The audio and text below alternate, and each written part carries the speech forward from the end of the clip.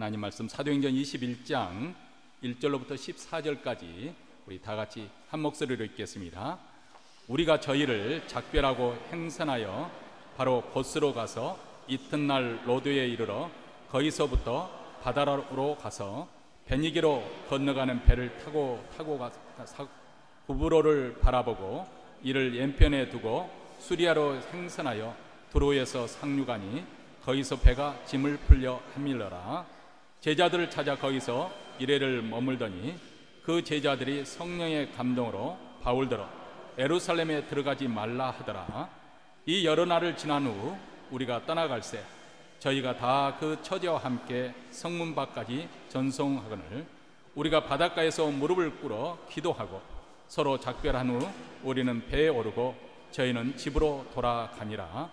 두로로부터 수로를 다 향하여 돌레마에 이르러 형제들에게 안부를 묻고 그들과 함께 하루를 있다가 이튿날 떠나 가이사랴에 이르러 7 집사 중 하나인 전도자 빌립의 집에 들어가서 유하니라. 그에게 딸 넷이 있으니 처녀로 예언하는 자라. 여러 날 있더니 한 선지자 아가보라 하는 이가 유대로부터 내려와 우리에게 와서 바울의 띠를 가져다가 자기 수족을 잡아매고 말하기를 성령이 말씀하시되 예루살렘에서 유대인들이 이같이 이 띠 임자를 결백하여 이방인의 손에 넘겨주리라 하거늘 우리가 그 말을 듣고 그곳 사람들로 더불어 바울에게 예루살렘으로 올라가지 말라 권하니 바울이 대답하되 너희가 어찌하여 묻어 내 마음을 상하게 하느냐. 나는 주 예수의 이름을 위하여 결박받을 뿐 아니라 예루살렘에서 죽을 것도 각오하였노라 하니 저가 권함을 받지 아니하므로 우리가 주의 뜻대로 이루어지이다 하고 그쳤노라. 아멘. 제가 이미 미국에서 신학 공부를 마치고 난 다음 이제 목사 안수를 받고 난 다음 이제 풀타임 할 수 있는 자리, 그런 자리를 알아보고 있었습니다. 그때도 싱글이었는데요.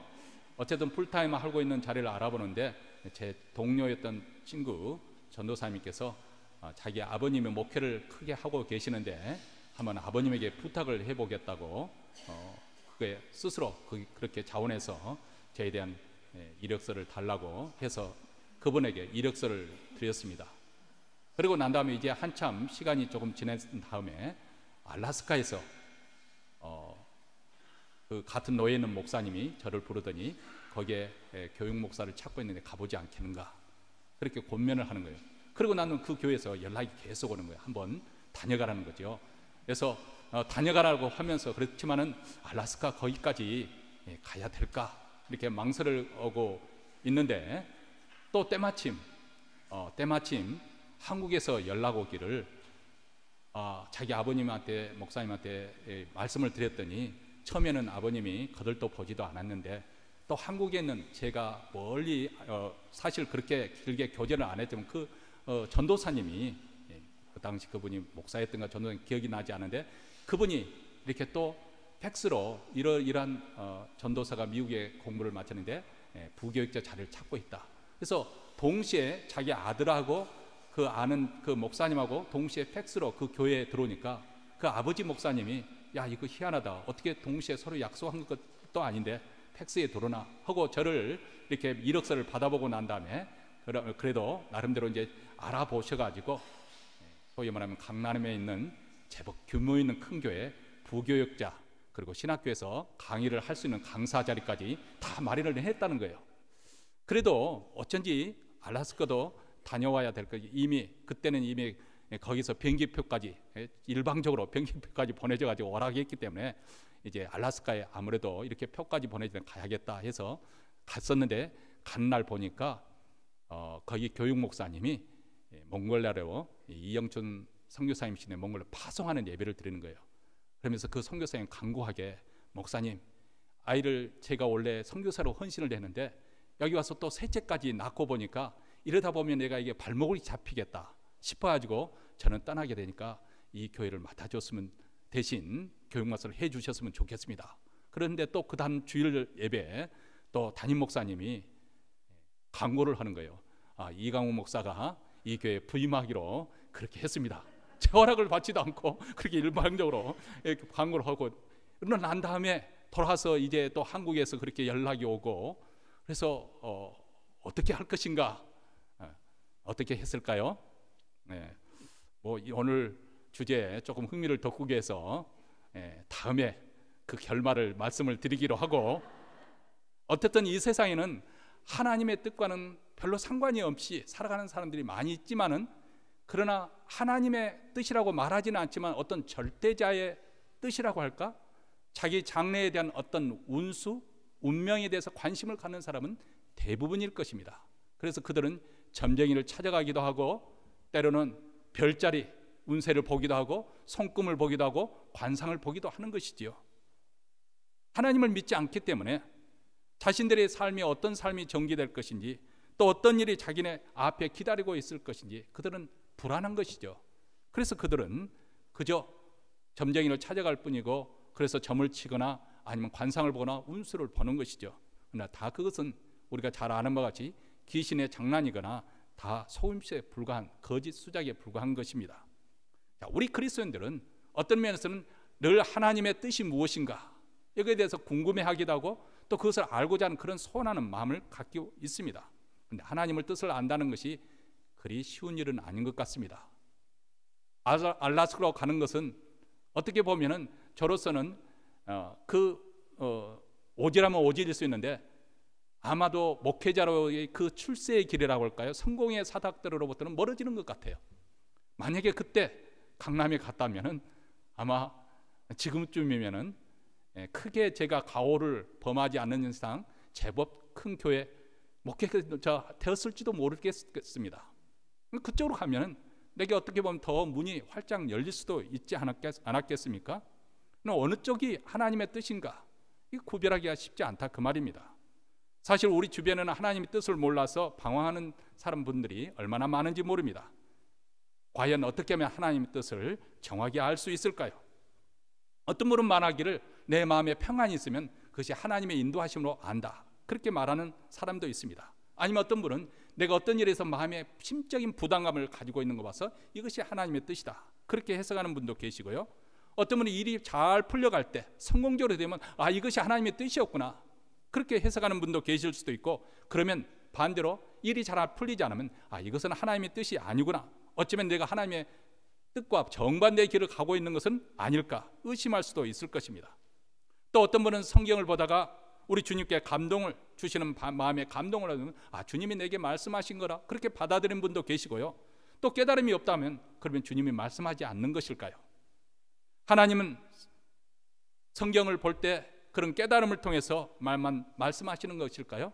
또 어떤 분들은 꿈을 통해서, 또 어떤 분은 표적을 통해서, 어떤 분들은 환경을 통해서, 이렇게 다양한 여러 가지 방법을 통해서 하나님의 뜻을 우리가 받았다고 주장하는데, 과연 하나님의 뜻에 대해서 이렇게 많은 여러 가지 방법을 통해서 우리에게는 꽤 많은 의문과 혼란, 혼돈을 가지고 있습니다.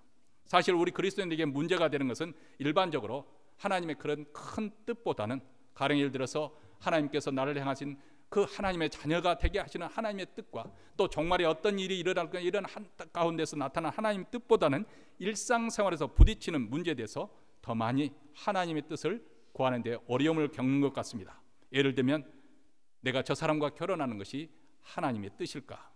어느 직장에 가는 것이 하나님의 뜻일까? 이 사업을 하는 것이 하나님의 원하시는 일인가? 내가 선교사로 가는 것이 하나님의 혹 뜻은 아닐까? 어떤 일을 하는 것이 과연 하나님이 원하시는 그런 하나님의 뜻일까?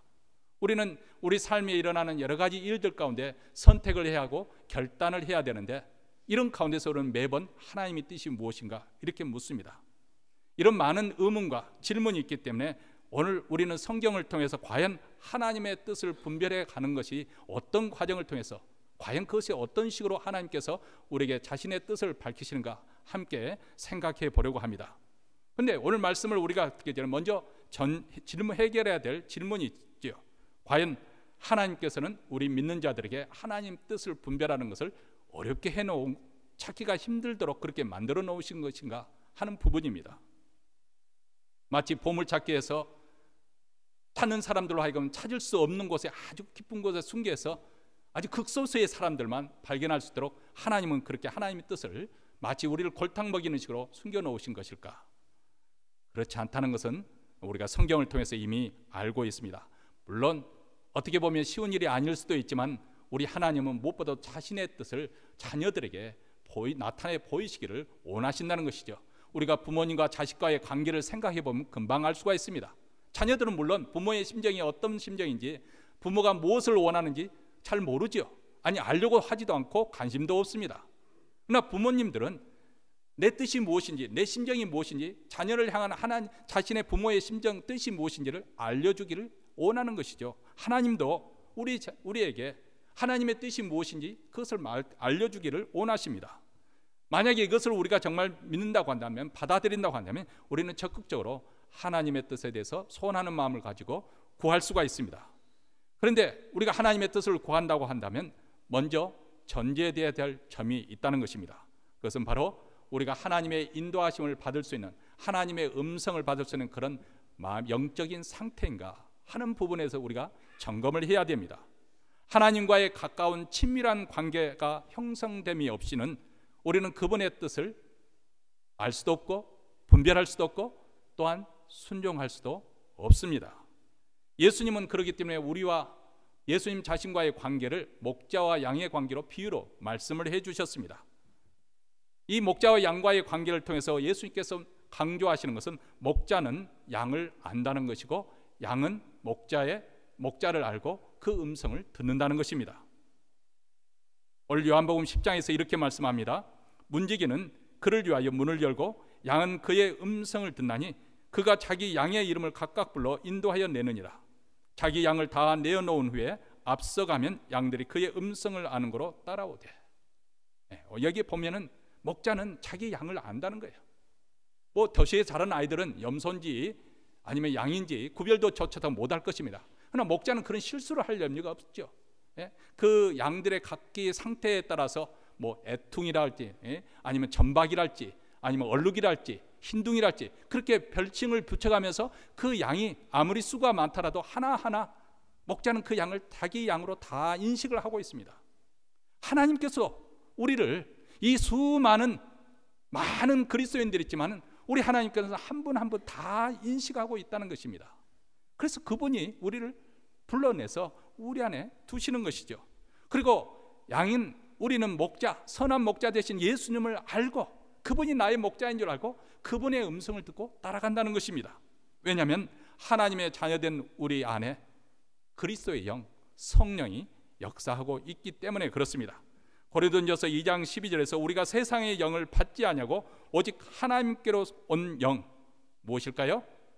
그리스도의 영, 예수의 영, 성령이라고 하는 성령 하나님, 이 영을 받았으니 이는 우리로 하여금 하나님께서 우리에게 주신 은혜로 주신 것들을 알게 하려 하심이라. 이제는 우리가 세상 신령한 것에 대해서 완전히 눈이 멀고 귀가 닫혀 있었습니다. 근데 성령께서 우리 안에 들어오심으로 말미암아 내 안에 내주하심으로 우리 눈을 열어서 신령한 세계를 보게 하시고 우리 귀를 열어주셔서 신령한 그 음성을 듣게 하심으로 우리로 하여금 그런 하나님의 그 음성을 인식할 수 있는 그런 감각, 그런 그 영적인 감각을 우리에게 살려주셨다는 것입니다. 물론 사단은 이런 진리가 있다는 사실조차도 그것을 믿지 못하게 하고 깨닫지 못하게 하고 방해를 해서 우리로 하여금 하나님 뜻을 알지도 분별하지 못하도록 합니다. 사실 많은 부분에 있어서 우리 그리스도인들이 이 점에 대해서 그렇게 강조되지 않는 그런 부분이라서 어떻게 보면 우리 신앙생활 가운데 우리가 스스로 체험해야 될 그런 몫이라기 때문에 이 부분에서 영적으로 많이 어두워져 있을 수가 있습니다. 영국 소설가 허버트 웰스라는 사람이 쓴 소설 가운데 대주교의 죽음이라는 소설이 있습니다. 제가 인터넷에서 그 내용 줄거리를 보니까 이런 내용입니다. 이 대주교는 하나의 습관이 날마다 성당에 오면 똑같은 패턴의 기도문을 그렇게 가지고 하나님께 기도하는 것이 습관이었습니다. 기도는 하지만 그의 기도가 하나님께 상달되리라고 그는 한 번도 생각해 본 적도 없고 그것을 기대한 적도 없습니다. 그저 습관적으로 대주교였기 때문에 습관적으로 기도하였습니다. 어느 날이었습니다. 그날도 대주교는 성전에 들어가서 거룩하신 하나님 아버지여 하고 하나님의 이름을 부르면서 기도를 시작했습니다. 근데 그날 하나님께서 그에게 응답을 주신 것이죠. 갑자기 What is it? 왜 그러냐? 하고 하나님께서 음성을 주신 거예요. 한 번도 그것을 기대해 본 적도 없고 생각해 본 적도 없는데 그날 하나님께서 무엇이냐 하고 이렇게 음성을, 왜 그러냐 이렇게 음성을 들려주시니까 이 대주가가 너무 놀라가지고 심장이 마비가 일어나서 그만 죽고 말았습니다. 하나님의 음성을 듣지 못하고 하나님과 깊은 사귐과 교제의 삶이 없는 그런 일상적에서 어떻게 보면 습관적이고 형식적인 신앙생활을 하고 있는 우리 성도들을 일깨워주는 그런 내용이라고 생각합니다. 사실 예수 믿은 후에 우리가 매일 하나님의 음성을 들으면서 하나님의 뜻을 분별하며 그분의 인도하심에 사는 것이 우리 신앙생활의 대부분입니다. 이것은 아주 중요한 것이죠. 그렇기 때문에 이런 훈련을 받는다는 것은 꼭 필요한 것이고 우리가 꼭 습득해서 그것을 잘 우리 신앙생활에 또 활용을 해서 하나님 뜻을 분명히 아는 그러한 신앙생활이 이루어져야 할 것입니다.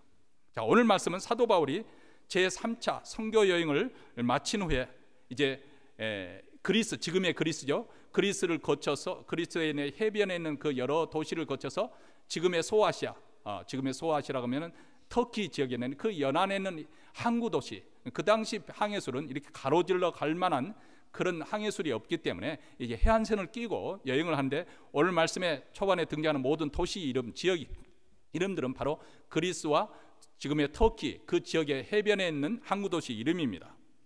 이게 예루살렘으로 향하는 길이죠. 3차 세계 선교 여행으로 이제 풍성한 수확을 가지고 그 열매를 가지고 예루살렘에 귀환하는 그에게 아마도 열렬히 환영이 주어지는 것이 아니라 오히려 환란이 기다리고 있었다는 것입니다. 이런 분위기에서 과연 예루살렘에 올라가는 것이 하나님의 뜻일까요? 올라가서 굳게 마음을 먹은 바울이 혹시라도 괜히 고집 부리고 있는가, 무모한 고집을 피우고 있는 것은 아닐까요? 이와 반대로 만약 예루살렘에 올라가기를 포기하고 한다면 그것은 하나님을 회피하는 것은 아닐까요? 하나님의 뜻을 잘못해서 비겁하게 도피하는 것은 아닐까요? 과연 어떻게 우리는 하나님의 뜻을 찾을 수 있을 것인가? 오늘 본문은 여기에 대해서 무엇을 말씀하고 있는 것인가? 첫 번째로 우리가 여기서 알 수 있는 것은 우리가 하나님의 뜻을 찾는 가운데 그 과정이 어쩌면 갈등과 혼란이 있을 수 있다는 것을 우리에게 말씀해 주고 있습니다. 지금 사도 바울은 하나님의 뜻을 보면 대단히 혼란스러웠을 것 같습니다. 그동안 선교 지역에서 모금한 그 연보, 이 예루살렘에 있는 가난한 자들이 흉년이 등으로서 인해서 굶주려 있다는 소문을 듣고 이제 각 지역에서 선교지에서 예루살렘 교회를 위해서 우리가 구제를 하십시다 해서 그 모금을 해가지고 각 선교지 교회 대표들과 함께 예루살렘을 행해서 돌아가는 길입니다. 근데 가는 곳마다 제자들이 그를 만류해서 예루살렘에 들어가지 말라고 말합니다. 그것도 성령으로 경고를 하지요. 제자들을 찾아 거기서 이래를 머물더니 그 제자들이 성령의 감동으로 바울더러 예루살렘에 들어가지 말라 하더라. 또 11절에 보면 아가보의 그 예언을 듣는데요, 우리에게 와서 바울의 띠를 가져다가 자기 수족을 잡아매고 말하기를 성령이 말씀하시되 예루살렘에서 유대인들이 이같이 이 띠 임자를 결박하여 이방인의 손에 넘겨주리기라 하거늘. 자, 이 예언을 듣고 사도 바울을 아끼는 모든 주변에 있는 사람들이 한결같이 울면서 환란이 기다리고는 이 예루살렘에 올라가서는 안 된다고 그렇게 말립니다. 자, 여기서 사도 바울이 대단히 혼란스러울 수가 있겠습니다. 자신 또한 예루살렘에 올라가면 환란이 있을 것을 잘 알고 있습니다. 그런데 과연 내가 올라가는 것이 하나님의 뜻인가?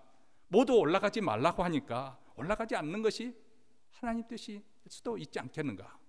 그럼에도 불구하고 내가 왜 꼭 올라가야 되는 것인가?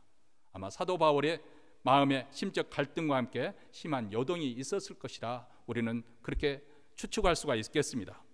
자, 우리도 이러한 유사한 경우가 참 많이 있습니다.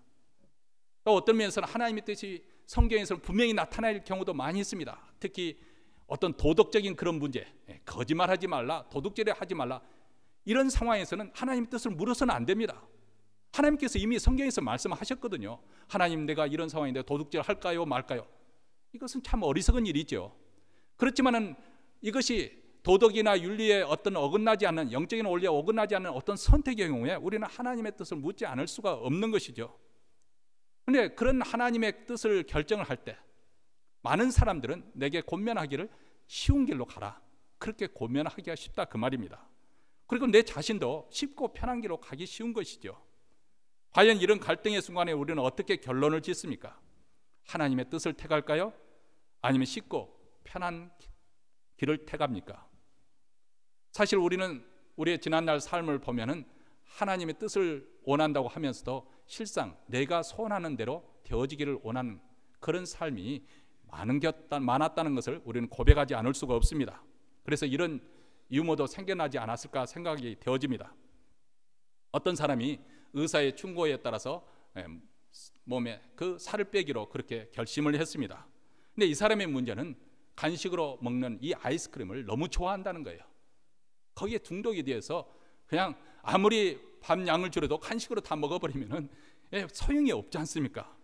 그래서 이분이 정말 줄이지 않으면 안 될 그런 상황이라는 것을 의사의 경고를 받고 먼저 아이스크림을 끊기로 그렇게 결심을 했습니다. 그래서 어느 날 집으로 돌아가는데 저 멀리 보니까 평소에 자주 들렀던 아이스크림 샵이 보이는 거예요. 그때부터 그냥 마음에 이제 갈등이 생기기 시작합니다.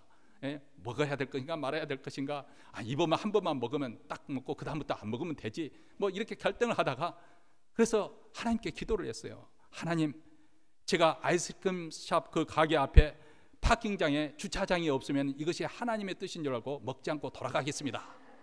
만약에 파킹라트에 그 주차할 자리가 있으면 이번만 먹어라, 하나님께서 허락해 주신 줄 알고 내가 먹겠습니다 하고 기도하고 딱 들어가 가지고 보니까 없어요. 그래서 7바퀴 돈 다음에 파킹 자리를 발견해서 주차하고 그리고 아이스크림을 사 먹었다는 거 아니겠습니까? 결국은 자기 원하는 욕망대로 관철한 거죠. 7바퀴 뺑뺑 돌면서 자리가 날 때까지 그렇게 기다렸던 것이죠. 우리는 사실 많은 경우에 우리의 욕망을 투사해서 하나님의 뜻을 하고 그렇게 포장하는 경우가 얼마나 많은지 모릅니다. 그렇기 때문에 인간의 이런 속성 때문에 우리가 하나님의 뜻을 구한다고 하지만 우리 심적으로 우리는 갈등을 겪지 않을 수가 없고 혼란을 겪지 않을 수가 없습니다. 어느 것이 과연 하나님의 뜻일까?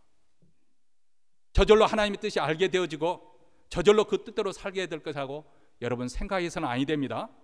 믿음이 좋으면은 그냥 기도하면 하나님께서 이리로 가라, 또 기도해 보니까 동쪽으로 가라. 여러분 이것은 점쟁이들이 하는 말입니다. 하나님은 그런 식으로 인도하지 않습니다. 물론 간혹 하나님께서 아주 직접적으로 분명하게 지시를 하는 경우 있지만 보편적으로 하나님께서는 그런 식으로 인도하지 않아요. 내가 이 길로 가야 될 것인가 말 것인가, 이 길을 가면 내가 고난을 당할 텐데 이 길로 가면 내가 손해를 볼 건데, 그렇게 갈등하는 가운데 하나님께 기도하면 하나님께서 어떻게 말씀하냐? 내가 너를 사랑한다, 두려워하지 말라.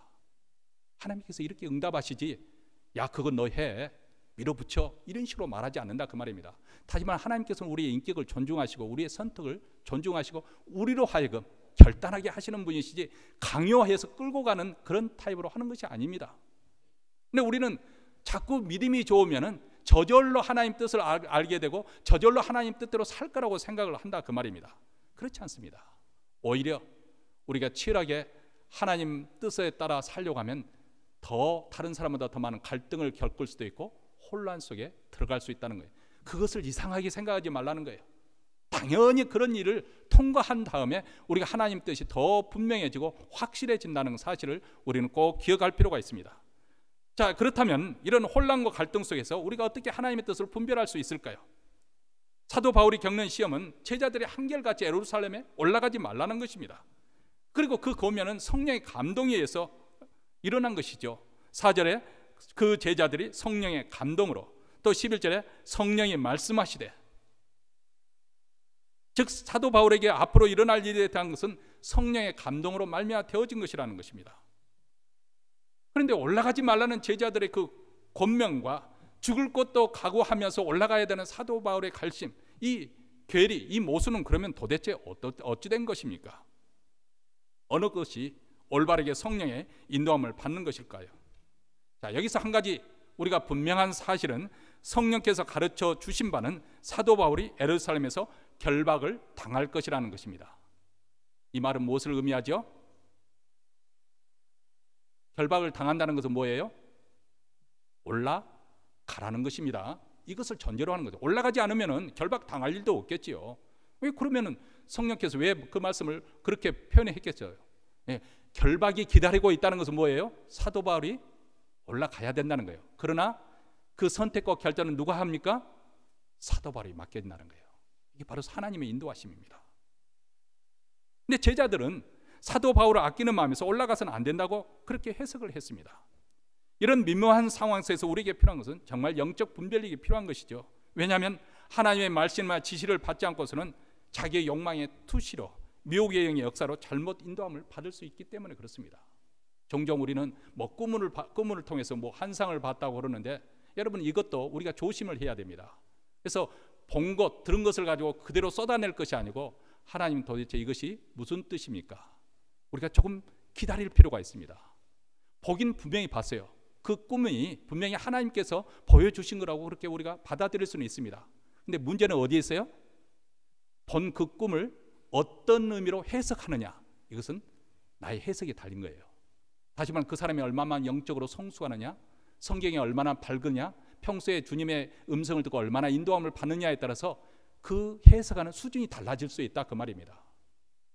어떤 사람은 그것을 자기의 욕망에 투사해서 쉬운 길로 해석을 할 수, 자기의 그 아전인수교로 해석할 수가 있는 것이죠. 그렇기 때문에 우리가 이런 부분에서 아주 영적 분별력이 필요한 것이죠. 만약에 우리가 어떤 체험을 했다고 해서 그 체험에 도취된 나머지 하나님의 인도함을 받고 있다고 그렇게 말하면은 그것은 대단히 잘못 스스로 자기를 오류에 빠뜨릴 위험성이 있습니다. 우리가 비록 그랬던 체험을 했다 하더라도 그 체험이 하나님의 말씀에 따라, 하나님의 그 말씀의 원리에 따라 우리는 합리적이고 때로는 상식적인 그런 선에서 우리가 해석을 해야 됩니다. 이런 분별력을 가지려면 평소에 우리가 하나님 말씀에 늘 가까이 하면서 그 말씀에 밝아야 될 뿐만 아니라 우리가 성령의 인도하심, 기도 생활을 통해서 성령의 인도하심을 늘 받아야 되고, 또 그런 과정을 통해서 우리가 시행착오를 거쳐서 더 분명하게 분별할 수 있는 그 분별력을 키워 나가야 되는 것이죠. 그래서 히브리서 기자는 영적으로 어린아이와 영적으로 장성한 자의 그 차이를 말하면서 장성한 자가 되라고 우리에게 권면을 하고 있습니다. 13절과 14절 말씀 우리 다 같이 한 목소리를 읽겠습니다. 대저 젖을 먹는 자마다 어린 아이니 의의 말씀을 경험하지 못한 자요, 단단한 식물은 장성한 자의 것이니 저희는 지각을 사용함으로 연단을 받아 선악을 분별하는 자들이니라. 자, 신앙생활이 한 지가 오래되어서 이때쯤이면 마땅히 선생이 될 법도 한데, 너희들은 히브리서 그 발을 받는 성도들은 여전히 성숙한 그리스도인 되지 못하고 어린아이와 같은 그런 수준에 머물러 있다는 거예요. 그래서 단단한 음식을 먹지 못하고 젖을 먹고 있다는 것입니다. 그러므로 영적 분별력이 없어서 쉽게 미혹에 빠져서 잘못된 길로 빠지기 쉽다는 것입니다. 제2유혹에 쉽게 타협하고 무너집니다. 반면에 단단한 음식을 먹는 장성한 자는 지각을 사용함으로써 연단을 받아 선악을 분별한다, 그렇게 말씀하고 있습니다. 여기서 지각이라는 단어는 감각기관 아니면 인식 능력을 말씀하고 있는 것이죠. 이것을 우리가 쉽게 풀이하면, 가령 예를 들어 탁구를 배운다고 생각해 보십시오. 처음 탁구를 치면은 공이 제대로 맞히기 어렵잖아요. 공이 너무 적기 때문에 그것을 제대로 맞출 수가 없습니다. 맞춰도 공이 내가 원하는 데 방향으로 나가지 않죠. 뭐 요즘에는 뭐 탁구보다도 골프를 많이 치는, 골프도 마찬가지잖아요. 그 조그만 공을 맞추는 게 얼마나 힘든지 모르겠어요. 좀 배구공 같이 그런 걸 갖다 놓고 하면은 좋을 것 같은데, 저도 빨리 배워가지고 잘 칠 수 있을 것 같은데. 어쨌든 그렇게 한데, 문제는 이 탁구공이라는 것이 상대방이 서브를 할 때 아주 강하게 때려가지고 공이 세게 올 때도 있고, 아주 깎아가지고 돌릴 때도 있고, 또 살짝 넘겨가지고 그렇게 넘겨줄 때도 있는 거거든요. 근데 초보자들은 그 강약을 조정을 못하는 거죠. 강하게 왔는데 강하게 막 방어를 해버리면 어떻게 되겠어요? 공이 날아가 버리죠. 근데 부드럽게 넘겼으면 어떻게 해요? 좀 세게 때려서 넘겨야 되는데 부드럽게 때리면 어떻게 될까요? 네트에 걸립니다. 이 강약을 조정을 못한다는 것이죠. 그래서 그것을 계속 연습과 훈련을 통해서 그런 상황을 컨트롤할 수 있는 단계, 바로 이것이 감이 왔다, 감 잡았다, 그런 표현을 합니다. 지각을 사용해서 연단을 받는다는 것이 바로 그런 것입니다. 생활의 달인이라는 그런 프로그램이 있는데요, 제가 기사에 읽어본 건데 제가 직접 본 것이 아니고, 거기 보면 초밥의 달인이라는 사람이 있다는 거예요. 사람들이 초밥을 먹는데 그냥 우리는 무심코 먹지만은 밥알이 320개가 뭉쳐졌을 때가 가장 비율로 적당하고 맛있다는 거죠. 그 회하고 조화가 되어진다는, 잘 모르겠어요. 그런다고 하니까 그런 것이죠. 근데 이분은 딱 잡으면은 320알이라는 거예요. 아마 그 방송 프로그램상 이미 젓가락으로 이미 다 계산을 해봤을 거예요. 하나하나 띄어가지고 메달이 잡히는. 이 사람은 딱 잡으면 320알이 된다는 거예요. 왜 그렇게 됐느냐? 30년 동안 그 일을 해오다가 또 그렇게 하기 위해서 부단한 노력 끝에 얻어지는 감각이 생긴 것이죠. 연단을 받는다는 것은 바로 그것입니다. 이런 지각을 잘 사용해서 그런 선악을 분별하는 자가 되는 것, 영적 분별력을 갖게 되는 것, 이 판단력을 갖게 되는 것. 한마디로 영적 훈련을 통해서 성숙한 그리스도인답게 살아갈 수 있는 비결이 무엇이냐? 이런 지각을 사용해서 연단을 받아야 된다는 것입니다. 그래서 영적으로 항상 민감해서 무엇이 하나님을 기쁘시게 하고 무엇이 하나님을 불쾌하게 하고 무엇이 하나님을 슬프게 하는 것인지 그것을 늘 분별하면서 말을 한마디라도, 그냥 말을 쏟아내는 것이 아니라 말 한마디라도 그것이 하나님을 기쁘시게 하는 것인가 아니면 하나님이 좋아하시지 않는 것인가 생각을 한다는 것입니다. 어떤 사람은 나는 뒤끝이 없어 하고 여기저기 폭탄을 던지고 다니는 사람들이 있어요. 자기는 뒤끝이 없을런지 모르지만 남아있는 사람은 다 죽는 거죠. 그 폭탄에 상처를 받고 쓰러지는 거죠. 안 해야 될 말은 하지 말아야 됩니다. 여러분, 목장 모임을 시작할 때 가령 예를 들어서 목장 그 사회 보는 인도자가 있잖아요. 예? 목장 모임 사회 인도자가 우리 이렇게 딱 순서를 꺼냈는데 시작하자마자 어떤 사람이 초를 치는 사람이 있어요. 야, 오늘 뭐 끝나고 나서 뭐 어디 가야 되니까 빨리 성경 공부 끝내시죠. 물론 본인은 무심코 하는 말이겠죠. 그러나 그렇게 되면 어떻게 했어요? 목장 모임이 가라앉히게 되는 거잖아요. 힘을 빼는 거잖아요. 그러니까 우리가 하지 말아야 될 그런 것을 민감하게 분별해서 해야 되는데 그것을 하지 못한다고 말해요. 공동체를 살리는 말이냐, 공동체를 무너뜨리는 말이냐, 이것을 우리가 생각을 해야 되거든요. 내 하나의 행동에 따라서 몬트레이 제일장로교 저 재직인데, 저분이 집사인데, 저분이 권사인데, 장로인데 어떻게 비출 것인가? 아니 뭐 그야 직분이라 그렇다 치고 정말 그리스도에서 빛이 되는 것인가? 내 행동 하나에 그것이 사람들이, 세상 사람이 보여지는 거 아니겠습니까? 그러니까 성적으로 분별력이 있으면은 행동 하나나 말 한마디에도 하나님을 사랑하는 쪽으로, 그리고 또 이웃을 사랑하는 쪽으로, 하나님 나라와 교회를 위하는 쪽으로 아주 진실한 그리스도의 모습으로 살아갈 수가 있는 것이죠. 이런 변화는 어느 날 예기치 않게 은혜가 확 임하여서 그날 밤에 소나무 뿌리를 뽑기 때문에 일어나는 것이 아니라 그 말입니다. 이게 성도들의 착각이죠. 밤새도록 기도해서 소나무를 뿌리째 뽑으면 그런 변화가 일어날 거라고 하는데 그럴 경우도 없지 않아 있습니다. 외적인 하나님은 불가능이 없으시니까 그럴 경우도 있어요. 그냥 확 뒤집어지는 그런 경우도 있는데 대부분의 경우는 그렇게 역사하지 않습니다. 오랜 세월을 통해서 연단을 받고 단련을 받는 것이죠. 그래서 자기 자신이 성숙하게 변화되기를 간절히 갈망하는 마음도 있어야 되는 거고요. 그렇게 몸부림치는 가운데 하나님의 말씀과 기도에 창념하고 늘 하나님의 교회를 떠나지 않냐고 중심으로 은혜를 사모하고 또 하나님을 신뢰하고 평소에 작은 것이라도 하나님을 기쁘시게 하는 위해서 자기를 포기할 줄 아는 그런 것들이 쌓이고 그런 것들이 엮어져서 마침내 우리가 성숙한 사람으로 변화되어 가는 것입니다. 어느 날 하나님의 사람으로 그냥 마치 무붓듯이 쑥쑥 뽑아내는 것이 아니라 그 말입니다. 성령께서 그렇게 열심히 하나님 나라를 갈망하면서 또 말씀대로 살기도 몸부림치는 가운데 우리 내면 세계를 새롭게 해주시고 그런 훈련을 통해서 영적 지각과 습관이 길들여지게 하시고 그런 훈련을 받아서 선악을 분별할 줄은 성숙한 그리스도인이 되는 줄 믿습니다. 그저 취미생활 하듯이 그리고 개모임 하듯이 왔다 갔다 해서는 그런 변화는 결코란 말을 쓰지 말아야 된다겠죠. 일어나지 않습니다. 열심을 가지고 하나님을 찾고 구하는 자에게 이루어지는 것이죠. 우리의 영적 분별력은 어떻습니까?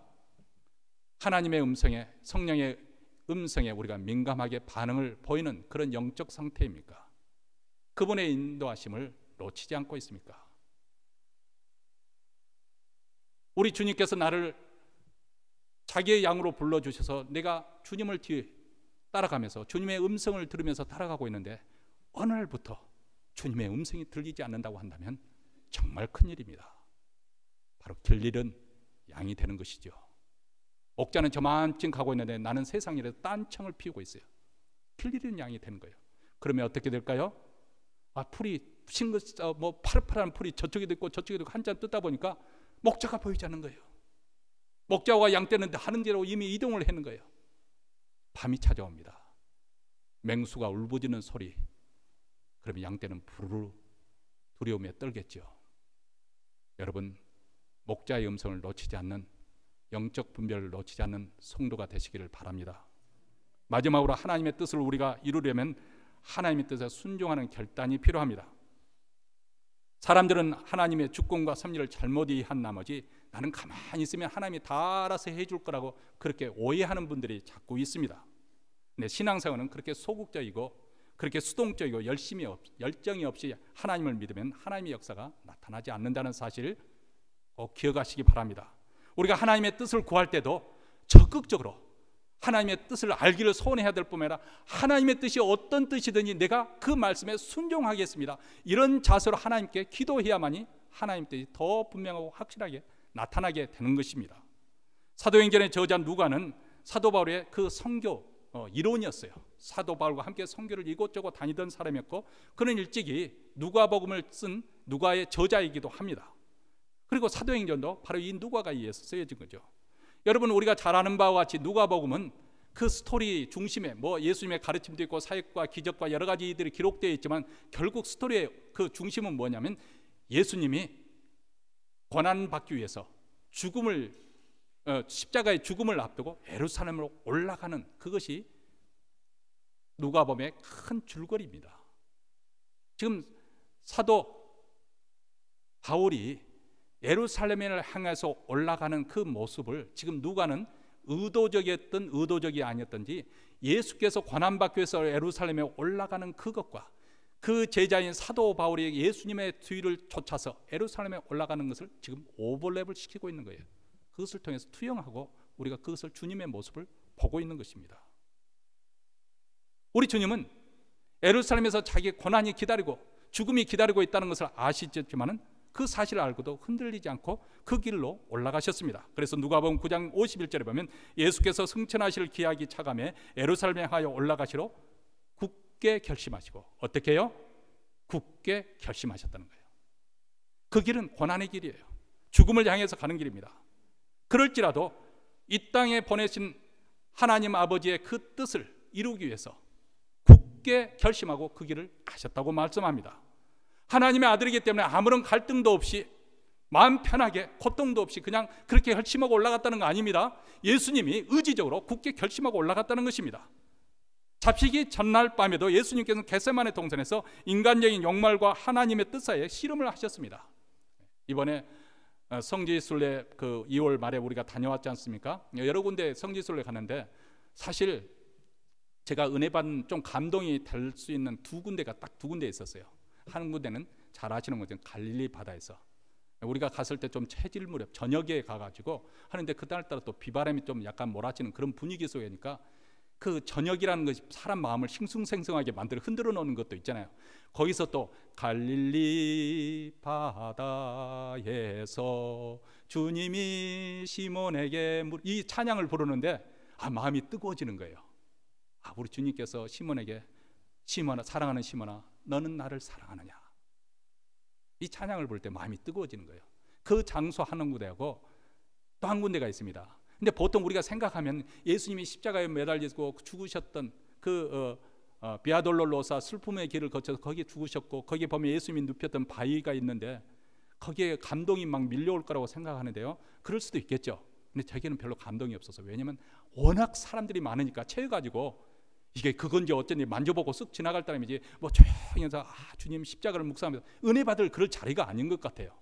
너무 사람들이 많이 몰려들어서 아마 그런 그 분위기 안 돼서 그런 것 같습니다만, 근데 두 번째로 거기도 제법 사람들이 몰렸지만 그래도 감동이 몰려왔던 것이 겟세마네 동산이었습니다. 멀리서 성전을 바라보면서, 지금은 이제 그 이슬람교 그 사원이 있습니다만 황금 도움이 보이는 그곳에 그 겟세마네 동산이 있는데, 거기에 예수님께서 기도하실 당시에 어쩌면 그 감람나무가 있었을, 그 감람나무가 수백 년 먹은 감람나무가 그 정원에 있었어요. 그것을 보고 1차 감동이었고요.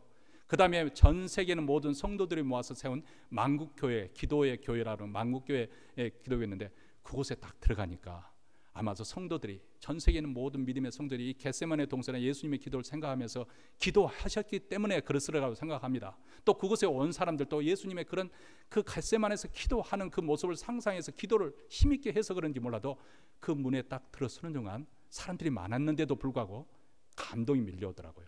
우리 주님이 생각되어지고. 여러분, 예수님은 겟세마네 동산에서 마치 올리브 나무 열매를 그 기름을 볶기 위해서 기계로 으깨는 것처럼 땀방울이 핏방울이 되도록 권해하면서 기도했습니다. 사람들은 땀방울이 핏방울이 하니까 그거 거짓말 그렇게 되는지 모릅니다. 근데 정시로 의학명이 있습니다. 혈안증이라는 거예요. 사람이 엄청나게 스트레스를 받고 너무 고뇌에 차면은 그 땀샘에는 모세 혈관이 거기까지 미치는 그 모세 혈관이 터져가지고 그가 피가 배어 나와서 땀하고 섞여서 떨어지는 거. 이게 혈안증이라는 거거든요. 예수님이 그렇게 고뇌하셨다는 거예요. 하나님의 아들이시지만은 자신의 뜻, 살고 싶은 그런 욕망 속에서 또 하나님의 뜻, 죽어야 되는 그 하나님 뜻에서 고뇌했습니다. 그래서 14장 36절에 마가복음 3장에 가라사대 아버지께는 모든 것이 가능하오니 이 잔을 내게서 옮기시옵소서. 그런 나의 원대로 마옵시고 아버지의 원대로 하옵소서 하시고, 이런 고뇌 속에서 예수님은 하나님의 뜻에 순복하고 십자가를 지셨던 것이죠. 우리는 이 과정을 예수님이 하나님의 아들이시기 때문에 능히 그럴 수도 있다 그렇게 생각해서는 아니 됩니다. 복음서 기자는 우리에게 그렇게 말하지 않습니다. 온전한 인간으로 오신 예수님도 우리와 똑같은 성정을 가졌기 때문에 자신이 겪을 그 끔찍한 형벌만은 한사코 피하고 싶었습니다. 그리고 그 죽음의 집에 엄청난 스트레스를 받고 마가복음 14장 33절과 34절에 이렇게 말합니다. 베드로, 야고보, 요한을 데리고 가시서 심히 놀라시며 슬퍼하사 말씀하시되 내 마음이 심히 고민하여 죽게 되었으니 너희는 여기 머물러 깨어 있으라 하시고, 이 장면을 우리는 쉽게 간과해서는 아니 됩니다. 하나님 아들로서 하나님의 뜻에 순종하시는 게 별로 어려운 일이 아니었다 그렇게 생각해서는 안 된다 그 말입니다. 놀라시며 슬픔에 직면하시고 그리고 제자들에게 자기의 심정을 털어놓는데 내 마음이 극도로 슬퍼서 죽을 지경에 이르렀다 이렇게 말합니다. 하나님의 뜻을 순복할 것이냐, 자기의 욕망에 따라서 살 길을 찾을 것이냐 기로에 놓였습니다. 그리고 전심을 다해 씨름하시면서 결국 하나님의 뜻에 자신을 복종시키셨습니다. 나의 원대로 마옵시고 아버지의 원대로 하옵소서. 이 기도를 3번이나 반복하셨습니다. 자신의 의지를 꺾어서 하나님께 바쳐드린 그런 위대한 항복의 순간이죠. 저는 개인적으로 믿습니다. 우리가 이왕 신앙생활을 하는 도중에 이런 항복의 자리까지 이르지 못한다고 한다면 아직도 진실한 그리스도인이라는 것이 무엇인지 알지 못하고 신앙생활을 하는 것이라 생각합니다. 물론 하나님은 사랑의 하나님이십니다. 그러나 동시에 우리 하나님은 절대의 하나님이십니다. 그 절대 하나님 앞에 내 자신을 힘껏 부딪혀서 깨어지지 않는 이상 우리는 여전히 내 자아가 살아있어서 시퍼렇게 살아있어서 내 갈 길을 고집하고 나의 소견대로 살아가게 될 것입니다. 저자 누가는 사도 바울이 예루살렘에 올라가 체포되고 제수가 되어 많은 고통과 환난을 겪게 되는 과정을 마치 예수님이 예루살렘에 올라와서 고난받는 그 과정으로 지금 오버랩시키고 있죠. 그리고 사도 바울 또한 우리 주님이 그러하셨던 것처럼 자기 자신도 하나님의 뜻에 순복시키기로 결심을 합니다. 그래서 13절에 너희가 어찌하여 울어 내 마음을 상하게 하느냐, 나는 주 예수의 이름을 위하여 결박받을 뿐만 아니라 예루살렘에서 죽을 것도 각오하였느니라. 설령 내가 결박을 당할 뿐만 아니라 죽음이 기다린다 하더라도 나는 하나님의 뜻에 순복하겠다. 이 바울의 각오에 사람들이 더 이상 만류하기를 그쳤다. 제가 고난을 받지 아니하므로 우리가 주의 뜻대로 이루어지이다 이렇게 말합니다. 하나님의 뜻을 진정으로 원하십니까? 그렇다면 여기에 꼭 필요한 자세가 있습니다. 우리의 유불리를 떠나서 눈에 보이기 불리할 것 같고 눈에 보이게 손해볼 것 같고 그것이 더 고통스러운 길인 것 같더라도, 사람들 앞에서 바보가 되는 것 같더라도 내 뜻대로 아니라 하나님 뜻대로 순복하고자 하는 그런 결단이 우리에게는 필요합니다. 사실 그것이 손해보는 것은 아니에요. 그럼에도 불구하고 우리는 너무 타락한 이후에 셀프 센터, 자기중심적이기 때문에 마치 그렇게 하나님께 포기를 하고 드리면 꼭 내 인생이 망가질 것 같은 그런 이상한 잘못된 생각을 가지고 있습니다. 과연 우리 하나님이 그러신 분일까요? 저도 지난날 과거를 돌이켜보면 하나님의 뜻에 순복했을 때 그 다음 얻어지는 그 열매들과 내가 생각해서 내가 옳다고 생각해 판단해서 내 길을 내가 스스로 판단했던 그 결과를 비교해보면 비교할 수가 없습니다. 내가 선택한 것은 항상 보잘것없었고 내가 기대한 바대로 그렇게 열매도 신통치 않았을 뿐 때로는 부끄러운 열매를 거두는 경우도 있었습니다. 하나님의 뜻에 순복했을 때는 그 결말은 항상 좋았습니다. 왜냐하면 우리 하나님의 뜻은 선하기 때문에 그렇습니다. 우리 하나님은 어떤 분이십니까? 우리를 사랑하시기 때문에 자신의 아들 독생자도 내어주신 분이세요. 무엇인들 아끼겠어요? 아니, 사랑하는 자녀를 위해서 우리 하나님께서 우리를 위해서 뭐 죽으라는 길로 정말 밀어넣겠습니까? 아니, 오히려 하나님께서 우리를 살리시기 위해서 자신의 아들을 희생하신 분 아니겠어요? 그분께 내게 인생을 맡긴다는 게 뭐가 손해보는 것이겠어요? 오히려 내 인생을 하나님께 맡게 되면 그 길은 최선의 길이고 최상의 길이 되는 줄 믿습니다. 근데 우리는 그것을 판단을 못하는 거예요. 그렇기 때문에 우리는 그 모양 그 꼴로 살아가는 것이죠. 물론 사도 바울도 자신의 선택과 결단으로 그 대가를 치르게 됩니다. 예루살렘에서 결박되어 투옥을 당하는 것이죠. 고통스러운 감옥 생활이 계속되고 재판이 벌어지자 대적들이 벌떼같이 들고 일어나서 죽이려고 달려듭니다. 이런 과정에서 평소에 접근조차 하기 어렸던 불의의 사람들을 사도 바울은 만나게 됩니다. 참 이것이 놀라운 것이죠. 그리고 그들에게 복음을 전파하게 되는 거예요. 평소 같으면 왕들을 만날 수 있겠어요? 총독을 만날 수 있겠어요? 고관 대적들을 만날 수가 있겠어요? 근데 자기들이 모여가지고 재판장에서 사도 바울을 부르는 거예요. 야, 내가 어떻게 죄수가 되었는지, 내가 로마 황제에게 상소를 했으니까 로마 황제에게 뭐라고 제목을 적어서 보내야 될 거 아니냐, 한번 내 제목에 대해서 너를 한번 디펜드 해봐라. 그러니까 사도 바울이 그들 앞에서 자기에게 일어났던 이야기를 소위 말하면 간증이죠. 자기 변론을 하는 거예요. 내가 왜 이 재판 자리에 오게 됐는지, 그러려면 내가 과거에 어떤 사람이었는지, 내가 기독교를 핍박하는 자였다.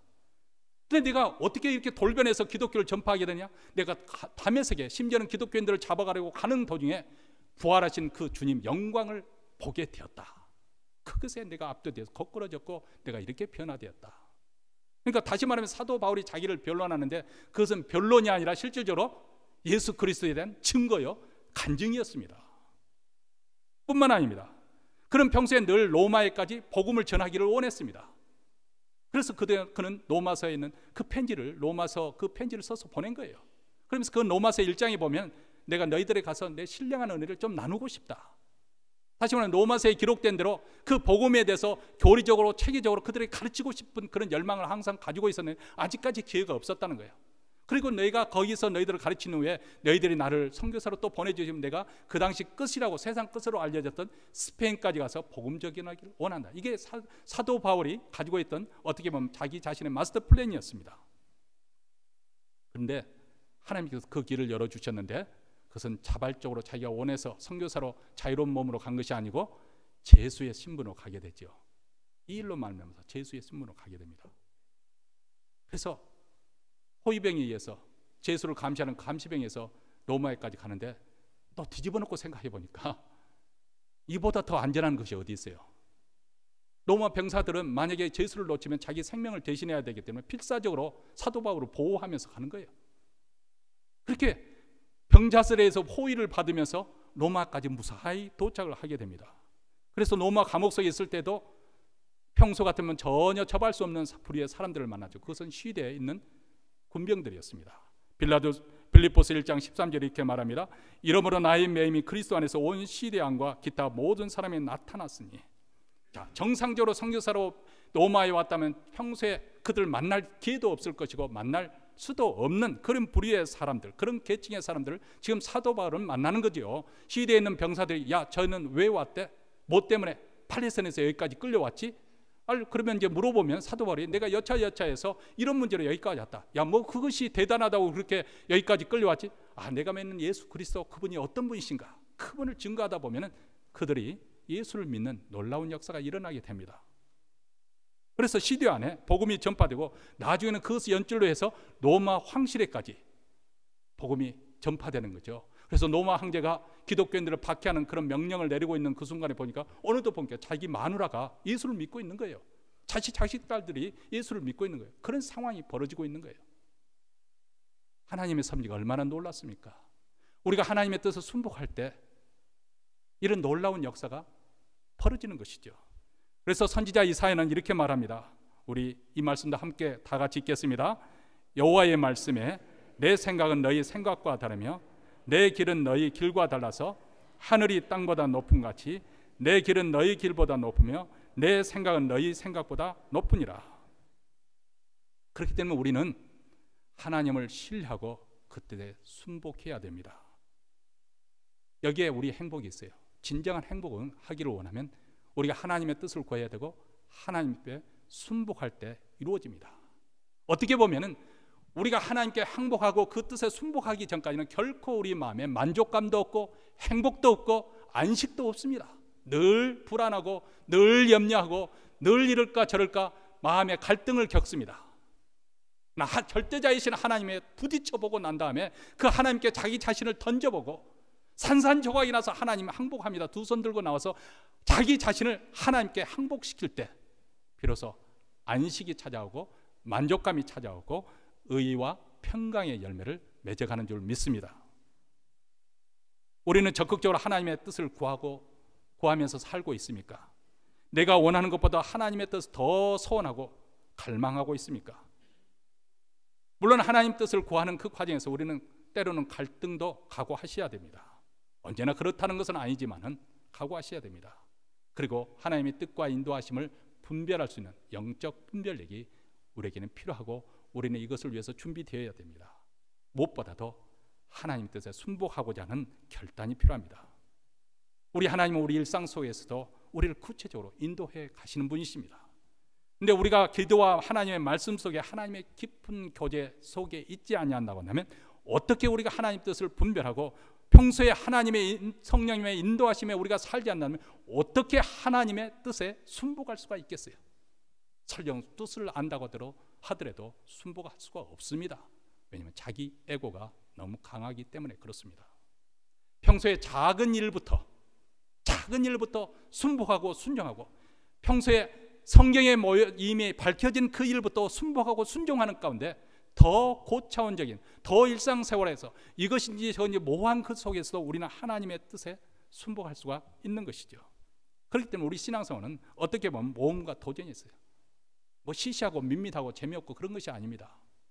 하나님 뜻을 찾고 행하는 가운데서도 우리 하나님께서 우리를 새로운 삶의 경지로 새로운 영역으로 우리를 초청하시고 인도하시기 때문에 그렇습니다. 사도 바울은 환란이 기다리는 예루살렘에 올라감을 통해서 결박을 당했지만은 결국은 그가 소원했던 로마로 가게 되죠. 그에게 로마에서 새로운 사역지가 활짝 열리게 됩니다. 하나님의 신비로운 섭리와 인도가 아닐 수가 없는 것이죠. 바로 이런 놀라운 섭리와 인도하심이 여러분 삶에도 제 삶에도 이루어지기를 주님의 이름으로 축복합니다.